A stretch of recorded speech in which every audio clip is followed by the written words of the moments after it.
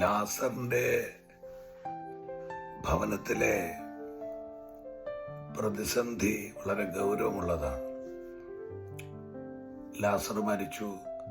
4 ദിവസമായി നാറ്റം വെച്ച് തുടങ്ങി. യേശുവിന്റെ കൂടെയുള്ള ശിഷ്യന്മാർ പറയുന്നു, വാ നമുക്ക് മരിക്കാൻ പോകാം. ഒറ്റ വാക്കിൽ പറഞ്ഞാൽ പ്രതീക്ഷയ്ക്ക് വക നൽകുന്ന ഒരു കാഴ്ചകളും ഒരു കേൾവികളും യേശുവിന്റെ ചുറ്റുമില്ല. എല്ലാം ഒരുതരം മരവിച്ച അന്തരീക്ഷമാണ്.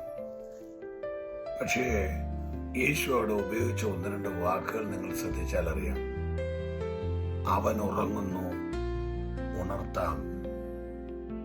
അവനെ എവിടെ വെച്ചിരിക്കുന്നു? അപ്പോ ഒരു ദൈവമഹത്വം വെളിപ്പെടുന്നതിന് മുമ്പ് ആ മഹത്വത്തിലേക്ക് നമ്മളെ നയിക്കുന്ന അനുയോജ്യമായ മഹത്വത്തിന്റെ ഒരു ഭാഷയുണ്ട് നമ്മുടെ വായിൽ. അത്ഭുതം നടന്നിട്ടില്ല, ലാസർ ഉയർത്തിട്ടില്ല, നാറ്റം വെക്കുന്നു എന്ന വാക്ക് ചെവിയിൽ കിടപ്പുണ്ട്.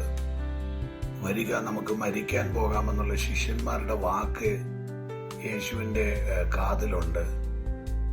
പക്ഷെ യേശുവിന്റെ വായിൽ നിന്ന് പുറത്തു വന്ന വാക്കുകൾ സാഹചര്യങ്ങളെ പിന്താങ്ങുന്നതല്ല, മറിച്ച് സംഭവിക്കാൻ പോകുന്ന മഹത്വത്തിന്റെ ഭാഷയാണ് യേശു പറയുന്നത്. അവൻ ഉറങ്ങുന്നു, ഉണർത്താം.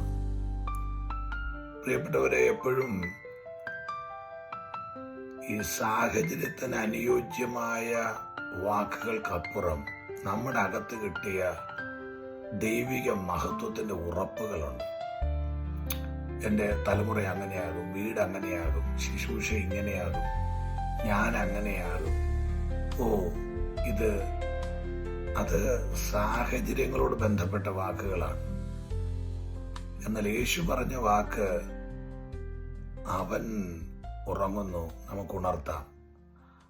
അപ്പോൾ ഈ ദൈവമഹത്വത്തിന് മുമ്പ് മഹത്വത്തിന്റെ ഒരു ഭാഷയുണ്ട്, മഹത്വത്തിന്റെ ഒരു ലാംഗ്വേജ് ഉണ്ട്, അല്ലെ ദൈവപ്രവൃത്തിയുടെ ഒരു ഭാഷാ ശൈലിയുണ്ട്, ദൈവപ്രവൃത്തിയുടെ ഒരു ഭാഷയുണ്ട്. നമുക്ക് വിശ്വാസത്തോടെ പറയാം, ഇല്ല, ഇത് പ്രതിസന്ധിയിൽ അവസാനിക്കത്തില്ല.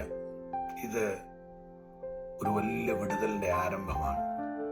എൻ്റെ തലമുറ, എൻ്റെ ശുശ്രൂഷ, എൻ്റെ കുടുംബം, അല്ലെ എൻ്റെ സഭ